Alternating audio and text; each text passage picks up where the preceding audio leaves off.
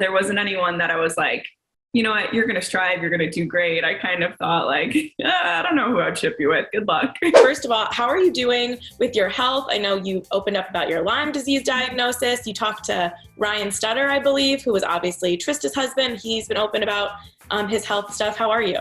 Yeah, I'm doing well right now. You know, I think I've had this for a long time to the point where I know how to maintain it. It's just I can't necessarily live like an average person my age, whether that means going out to fancy dinners and constantly going out to parties late nights, like, you know, a drink here and there will just kind of kill me. So I never understood why I was so sensitive. Makes sense now why I can't necessarily live like some of my friends. But again, I know how to maintain it pretty well. I haven't started my protocol yet. I start that next week. So right now is just a period of me doing a lot of research about health, why my body is the way it is. And it's kind of like chemistry, if you think about it. You know, you got to get your body to a place where it's strong enough to be able to fight off this infection. And I'm just learning the ins and outs of everything that affects us on a daily basis and how I can change that to benefit myself. And I'm sure the Instagram reaction, you've probably gotten some really nice messages, but also I would assume maybe some like helpful tips or like people trying to like give you like figure this out together. It's like a nice side of social media, I would hope. Sarah, what's the craziest thing and the thing I'm most grateful for right now is having a platform, because the amount of people that I'm trying to help, they help me so much more. And I'm not kidding. I have like chills talking about it, because the amount of like DMs that I've gotten from people and the amount of people that have been like telling me to check out certain things has been so beneficial for me. But also I'm hoping to use that to inform other people who are in my situation to help them. So again, right now I'm like the most grateful in the world to have this platform. So people could teach me, but also I could kind of teach others as well. It's very nice when social media has a good side, because especially in Bachelor Nation, there's some toxic stuff going on, and the season of Paradise has shown that more than ever, I think. Yeah, no, I couldn't agree more. You know what? I think that this show essentially feeds off toxicity, and it's sad, but I think that's just how our world works. Is the more that I'm figuring it out, you know, it's all the bad headlines that hit, and it's the most watched episodes are the ones that are crazy and people are going nuts. You know, it's not necessarily the love stories of people being goo goo gaga over each other. So it's just what I'm learning, and I guess that's the show that I was on.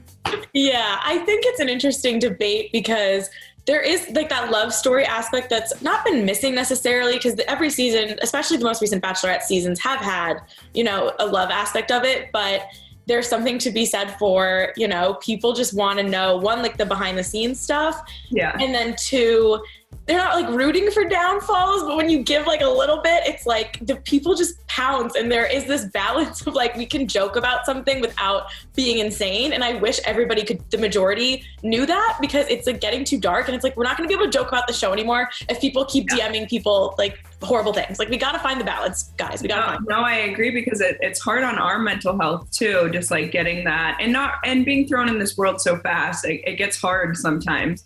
But at the same time, you got to learn how to laugh at yourself to some degree. You know, I've kind of grown up with a family like that, where we just always make jokes and make fun of each other. And even when people DM me, you know, I was on live the other day and they were just making jokes, and I was like dying laughing. I was like, man, like a lot of these fans are actually so witty, and like I can handle that. Like, I love that. So I don't know. It is what it is. It is what it is. That's definitely a good way to look at it. I want to get into this episode, but also your BFF Kelsey was on this season briefly. Yeah. How was it? I know you said, didn't she come back and you guys just like went on vacation and tried to kick it off? I feel like poor Kelsey had a rough little stint in Paris. She did. Poor Kelsey. I mean, that girl is an absolute gem, and I'll say that every single day. Like, I'm not kidding. She's one of the best people that I know. And I was super stoked for her to go to Paradise. Her and I were talking all about it. And her and I speak every single day. So I was like, man, like, what am I going to do without Kelsey when she's gone? lo and behold, she wasn't gone too long. So she messaged me right away and I was like, do you need me to come fly to you? Like, you know, we always try to be supportive of each other in that sense. And she's like, nope, want to get out of Nashville. I'm coming to you.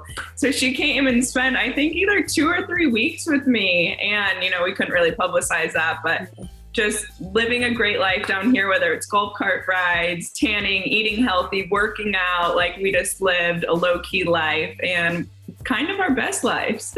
So she's good. She's not crying any more tears over anything that happened on the beach. Yeah, you know what? With Kelsey, I even when she was going on, there wasn't anyone that I really thought like, oh, you would be great with that person. Kelsey's a very, very mature person, and I just didn't like, I don't even know who I would say that I would like ship her with. Mm-hmm. So from the people that I knew that were going on Paradise. So I kind of had some expectations that she might not stay there too long. Maybe I was going to be surprised. I don't know. But overall, there wasn't anyone that I was like, you know what, you're going to strive. You're going to do great. I kind of thought like, I don't know who I'd ship you with. Good luck.